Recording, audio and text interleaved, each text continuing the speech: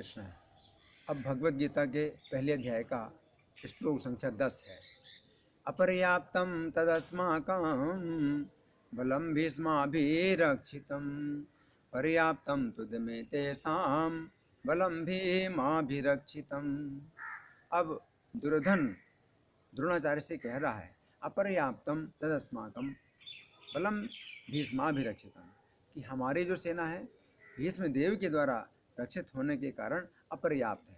अपर्याप्त है का अर्थ है असीमित है, जो पराजित होने के लिए पर्याप्त नहीं है।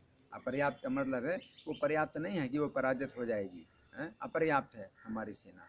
लेकिन पर्याप्तम तो मेतेषाम बलम भीमाभिरक्षितम, परंतु पांडवों की सेना है भीम के द्वारा रक्षित होने के कारण पराजित होने के लिए पर्याप्त है, सीमित है।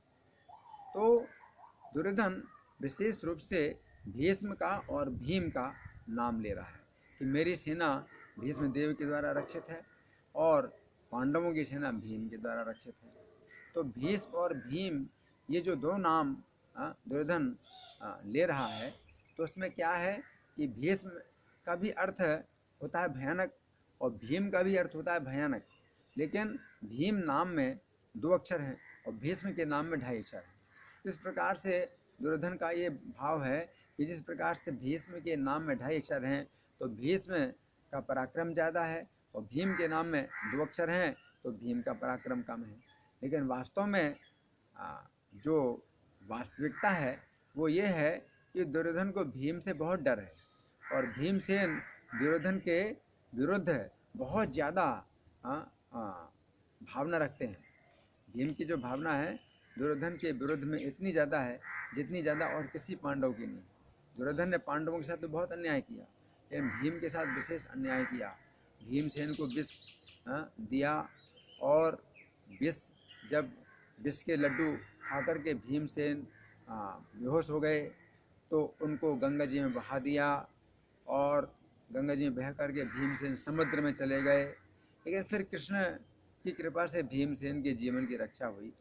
तो इस प्रकार से दुर्योधन ने भीमसेन के विरुद्ध विशेष रूप से षड्यंत्र किए, उनकी हत्या के षड्यंत्र किए और भीमसेन भी ये चाहते हैं कि वे अपने हाथों दुर्योधन का वध करें।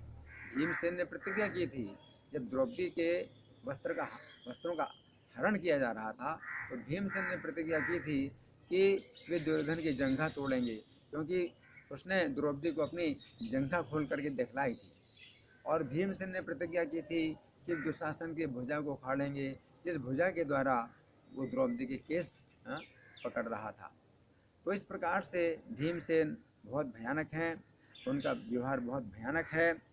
और जो भीष्मदेव हैं यद्यपि उनके पास बहुत पराक्रम है, बड़े पराक्रमी हैं, लेकिन फिर भी उनका जो हृदय है वो पांडवों के प्रति बहुत सहानुभूतिपूर्ण है।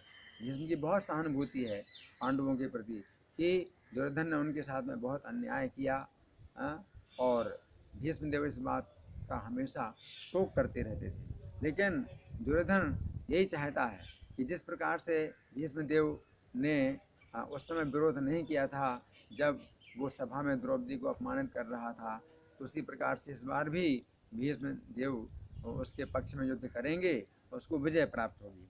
तो दुर्योधन कह रहा है कि हमारी जो सेना है भीष्मदेव के द्वारा सुरक्षित होने के कारण अपर्याप्त है, यानी पराजित होने के लिए अपर्याप्त है, पर्याप्त नहीं है। लेकिन भीम के द्वारा रक्षित होने के कारण पांडवों की सेना पराजित होने के लिए पर्याप्त है। लेकिन वास्तव में तो श्री कृष्ण जिसके पक्ष में है विजय तो वहीं पर होगी।